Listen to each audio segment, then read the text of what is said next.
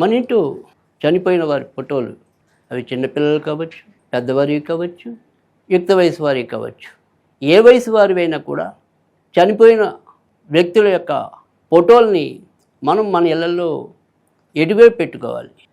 పెట్టుకున్న వారికి ఏ రకంగా మనం నమస్కారం చేసుకోవాలి, లేదా పూజించాలి, లేదా ఇతర పరిహారాలు ఏంటి, వీటి గురించి ఒకసారి తెలుసుకుందాం.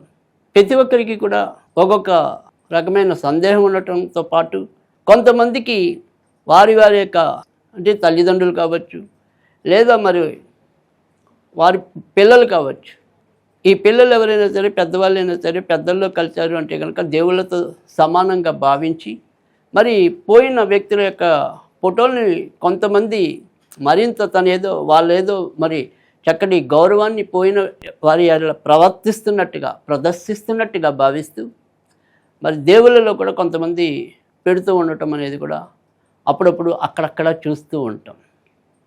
అలాగే మరికొంతమంది ఆయా ఫోటోల్ని అంటే పోయిన వాళ్ళ ఫోటోలు ఏవైతే ఉంటాయో మన ఇంటి సింహద్వారానికి ఎదురుగా, అంటే మనం అవతల ఎవరైనా సరే బయటికి అంటే లోపలికి అడుగు పెట్టగానే ఆ ఎదురుగుండా ఈ పోయిన వారి యొక్క ఫోటోలు కనిపించేలాగా మరికొంతమంది పెడుతూ ఉంటారు. తర్వాత ఏదైనా సరే ఆ ఫోటోలకి అంటే గోడ కానిచ్చకుండా ఏదో వేలాడదీసినట్టుగా తీగకు చుట్టినట్టుగా అలా మరికొంతమంది ఆ రకంగా కూడా పెడుతూ ఉంటారు. అయితే ఇవన్నీ సరైన పద్ధతులు అంటారా? ఇలా పెట్టడం ఎంతవరకు సబబు? అందుకని ఆ రకంగా కనుక మనం ప్రశ్నించుకున్నట్టయితే ఖచ్చితంగా అన్ని రకాల ధర్మశాస్త్రాలు కూడా చనిపోయిన వారి ఫోటోల్ని ఎట్టి పరిస్థితుల్లో కూడా దేవుళ్ళలో పెట్టకూడదు అనేది తెలియజేస్తోంది.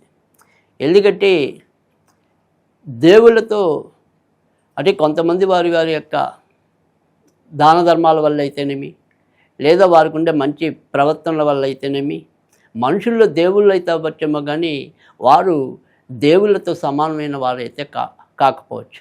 కనుక అందుకని దేవుళ్ళ దగ్గర వారి యొక్క చిత్రపటాలు పెట్టడం అనేది మనకి శాస్త్రం ఎక్కడ కూడా తెలియచేసి ఉండలేదు. ఇక తర్వాత మరికొంతమంది ఏదైనా సరే వారి యొక్క పడుకునే గదుల్లో కూడా పెడుతూ ఉండటం అనేది కూడా అక్కడక్కడ మనం చూస్తూ ఉంటాం.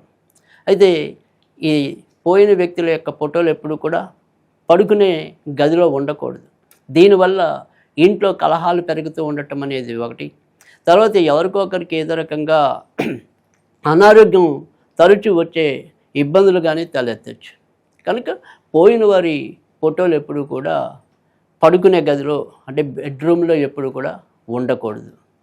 తర్వాత మరి ఇటు దేవుళ్ళలో కాకుండా బెడ్రూమ్లో కాకపోయినప్పటికీ కూడా ఈ ఫోటోలు ఎప్పుడూ కూడా తూర్పులో ఉండకూడదు, అలాగే ఉత్తరంలో కూడా ఉండకూడదు.